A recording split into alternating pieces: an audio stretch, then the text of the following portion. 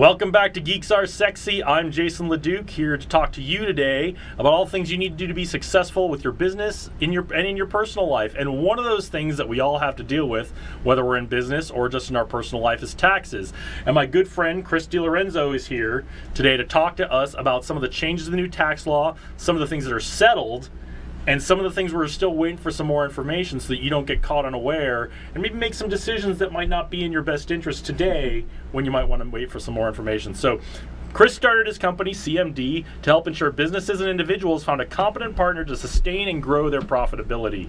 More than just a standard accounting firm, he specializes in small business accounting solutions using cloud technology, including virtual CFO services. And that's what I think is so fascinating about your company, is that's not what everyone out there is offering. And so I want to get to that a little bit today too. Audit reviews, compilations of business financial statements, and what Chris is here to talk about today, tax planning and preparation. Chris, thank you for being here today. Absolutely, my pleasure.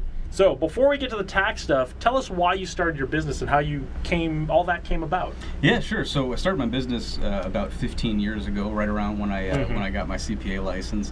Started very small, really part-time as a tax planner and tax preparer. At the same time, I was working as an executive for a couple of multi-billion-dollar companies, running their internal audit department. And while I was growing that organization, I started growing my business a bit too. I left there about a year ago and have been working in my business ever since. And you've been working your butt off since you went full-time in your business. Yeah. I know. It's definitely a different environment. So tell us about these virtual CFO services, because this is the thing that I think is so fascinating about your business. Yeah, so what I found, certainly coming from the environment that I've come in with large-scale organizations, lots of small businesses have a great need for a CFO, but they can't afford the $300,000, $400,000, $500,000 a year bill that comes with having a CFO. So what I've done is I've created this virtual CFO environment where I help clients that need things that a CFO would do on an ad hoc type of basis. So whether that's budgeting and forecasting to help them figure out how their business year is going and where they should be looking to cut costs or expand to help grow, to really just be that partner with the organization to allow the business owner to focus on running the business and let me help focus on the financials of the business for them. I think that's so important, because as business owners, it's important for us to be decision makers and to be leaders. And if you're a business owner who's really good at making your widgets or your product or selling your service, that's great. That's really important. That's what you should be focused on as a business owner. But if you don't know how to read financial statements, you can make decisions that aren't so great because you don't really understand the information that's being put in front of you. And you are bringing not just the bookkeeping, the accounting, and saying, here you go, here's your numbers. You're bringing the knowledge and the ability to help a business owner make decisions about what they should do next quarter, next year, long term beyond that with their business. And I think that's such a valuable service that so if you don't know how to read a financial statement, connect up with Chris. But the reason we brought you here today, we want to talk about this the tax piece, the tax education piece. And so what are the important changes that have happened for businesses at the end of last year and this year? And what's settled? I want to make sure we get a really good handle on what's already decided. And then what do we need to kind of watch out for? Where are we waiting for more information from the government on the tax situation? Yeah, so as far as the businesses are concerned, the biggest change that's happened with businesses are really two. And one is settled and one is not. So the first one that's settled is for C corporations, which is the type of corporation a business is when they initially incorporate. The tax rate has now been set at a flat 21% tax rate, and they've gotten rid of the alternative minimum tax calculation for corporations. So that's settled, that's done. If you are a C corporation already, if that's been the best business model for you, you're very, very happy about that. That's going to save you a lot of money. The part that's going to save the smaller businesses a lot of money is this new law that's passed. It's called the Section 199 Cap A deduction. And so what that is for pass-through business entities, for S corporations, partnerships, sole proprietorships. There's a 20% deduction that you can get on your profit that you'll take on your personal tax return as a result of this being there. It's way more complicated than I just said. Yeah. And this is what you may have heard. This is QBI, right? This is QBI. If you've heard of QBI, this is what people are talking about. But it's this. If you are a pass-through and we're going to talk about business entities and what's the smart thing to do. Yep. But if you're a pass-through, and that includes if you're an LLC, a single-member LLC, right? Because you do that pass-through taxes. Different if you're a multi-member LLC, right? Nope, it's still pass. Still the same. Okay. Different See, return. I'm learning something but it's too. still a pass-through entity. So, but yeah, so that's that QBI, and that's the piece that's not quite 100% settled, right? Exactly, and as recent as a couple of weeks ago, I think it was maybe the first week or so in August, the way things work is so Congress puts out the law, this is the tax law of what we're going to be doing, and then the IRS comes in and interprets it with regulations of how they're going to enforce that law effectively, right?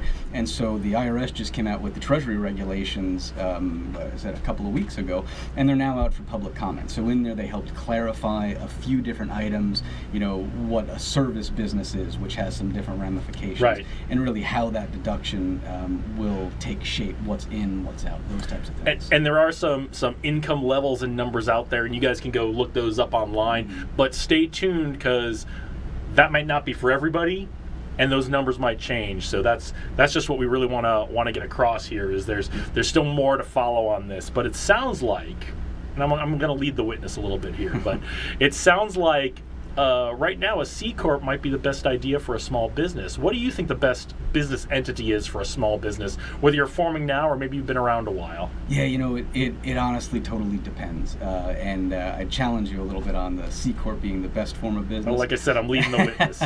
And really the reason for that is, so the C Corp is really good when you're making a lot of money, right? Because if you're a pass-through entity, as the profit is passing through your business, you're going to get taxed at your individual rates. Right. Your individual rate very well may be less than 21%, not only in the actual bracket you're in, but the way the system works, you get part of your money taxed at 10%, part of your money taxed at all these percentages. So when you take the effective tax rate, 21% actually may be higher than what your individual rate is. So really the situation is totally dependent on the type of business you are, whether it's a service-based business or a non-service-based business, how much money you're making, how much your spouse is making, how much other money you're making. That was something that it wasn't a huge surprise to me, but stood out to me is when we talked about this a couple of weeks ago, is this is your household income, not just your business or personal income. Correct, for the QBI. For the QBI, QBI deduction, yeah. Yeah, so with all of those factors in there, you can't just say this one is the best, because for me it may be a C corporation, for you it may be an S corporation, for somebody else it may be a sole proprietor. And so we just kind of need to have a conversation, run the numbers, and figure out what it is. One point I'd just like to make on that is the election. So the election of what you're going to be taxed as. So once you make that election, if you're electing to be taxed as an S corporation, for example, you have to maintain that for 5 years before you can change it. Good to know. I didn't know that. Yeah, so it's important to make sure that you don't just do it and then come talk to me to say, okay, did I do it right? Because now we've got 5 years to deal with it if you did it wrong. So just something to be aware of. It's a 5-year rule.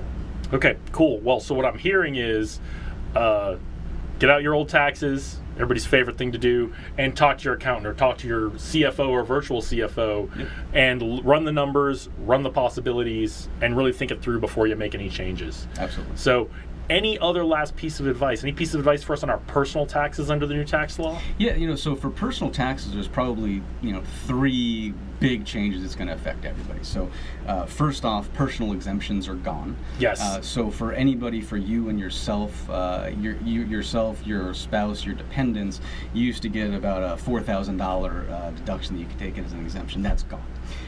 What they've replaced that with is they've also doubled the standard deduction. So what we're going to find is a lot of people may not be itemizing their deductions anymore, so that side may become a little bit easier. For example, if you were married filing joint last year, you had a $12,700 standard deduction. Well, in 2018, that's $24,000. So we'll have to play around to see which way you're going to go, but a lot more people may be opting for the standard now instead of the run the numbers on both, work it from both sides. And if you have an accountant or need an accountant, talk to an accountant and have that conversation. Well, Chris, it was great to have you here on the show. We're going to bring you back for our panel discussion in just a few minutes. But tell our audience where they can find you if they're looking to have that conversation with an accountant about what things they should be thinking about. Yeah, absolutely. So easiest way to find me is online. You can find me through my website, which is www.cmdcpa.com. And all my information you can find there. You can find tons of reviews about my business from there, as well as some great blog articles to keep you up to date. Yeah, there's a lot of good stuff on the website. Tons of good reviews. Chris is very highly regarded in the community. So I'm Jason LeDuc. This is Geeks Are Sexy. We'll be right back with Sunny Shabro.